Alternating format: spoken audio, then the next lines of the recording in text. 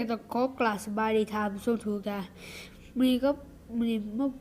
อยู่กับรายการมิสเตอร์เอชเอ็กเกมเมอร์เนาะมันเลยบ่มีนางเฮ็ดสิมาเฮ็ดกับดักเนาะสิมาเฮ็ดกับดักหยอกทุกๆหยอกนอกเนาะหยอกนอกหยอกอ้ายหยอกหมู่เนาะเฮาสิมาเฮาก็มาเฮ็ดกับดักแล้วเนาะสิมาเฮาสิมารีวิวกับดักสิเป็นกับดักเป็นจังไดแน่เนาะใส่ทางโซทุกท่านเบิ่งกับดักแหละบ่ฝากเลยกับดักแหละสมมุติหมู่ข่อยเปิดประตูปั๊บก็บอกให้มันไปเอาเครื่องนี่ปุ๊บมันเป็นเครื่องข่อยสิว่างแล้วว่าให้มันเจ็บบ่ต้องเอาน้ำเนาะนักแล้วว่าบ่ต้องวางน้ำเอาเฮ้ยวางแล้วว่าบ่ได้วางน้ำว่ามันจึงนะสีลองมารีวิวก่อนวางแล้วว่ามันจะออกบ่ได้เนาะว่ามันจะออกบ่ได้สุดท้ายเขาวางแล้วว่าแล้วปุ๊บวางแล้วขอถูกป่ะก็วางแล้วเนาะก็บีบ2 เทื่อนี่แล้วว่าสิออกเลยก็สูดดักจากตาแล้วสูดทาปิดบีบ2 เทื่ออีกเนาะบีบ2 เทื่ออีกนี่มันก็เบิดมันก็เศร้าเลยเฮ้ย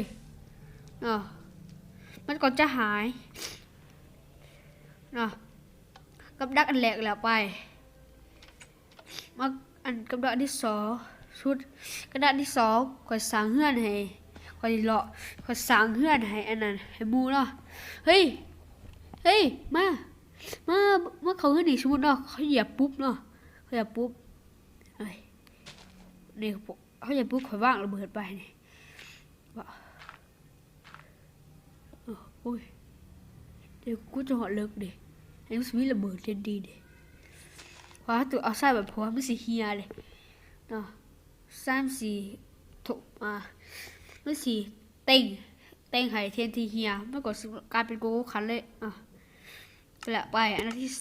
กำลังกับไม่ได้3 อย่างแหละกับโบโหดป่านนี้เนาะทุกคนก็สิหูแล้วเนาะกับดักเนาะก็เคยเห็นไปแหละไปการที่3เนี่ยชุดเนาะข่อยบอกเขาเอาดาวท่อไปชุดเนาะนี่ข่อยวางระเบิดไปวางระเบิดดิวางระเบิดหาแถวบ่มีวะวางระเบิดวางเซเบอร์บอกว่าระเบิดแกร็บเขาทุกแปะถ้าคนเหยียบพี่ก่อนกลายเป็นโก้คันเลยระเบิดแห้งเขาสิริเป็นผักโซเวอร์เลยมันจะตายคลิปนี้ก็จะออกไว้นี่แหละออกรายการใหม่รายการแกงหยอกมูเนาะบางเทื่อก็หยอกมูบางเทื่อก็หยอกนอกแหละเด้หน้าตามันเป็นสิถ้ากามันก็สิมีระเบิดบูถามให้ชื่อถือกระดาษถือกระดาษสิชุดทาข่อยสมูข่อยพี่ประเทศจะข่อยขึ้นแล้วโอ้ยเบอร์นี้ว่าแทบ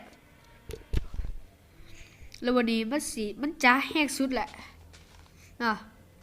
ว่างต่อ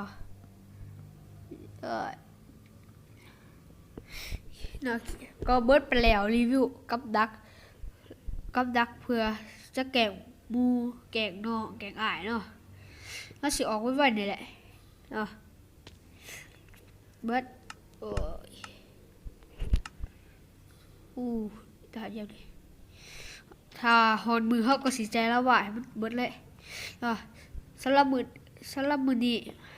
ก็ขอจบเพียงเท่านี้แหละคลิปหน้ามาพบกันไปคลิปนี้ก็สิออกไว้นี่แหละสำหรับมือนี้สบายดี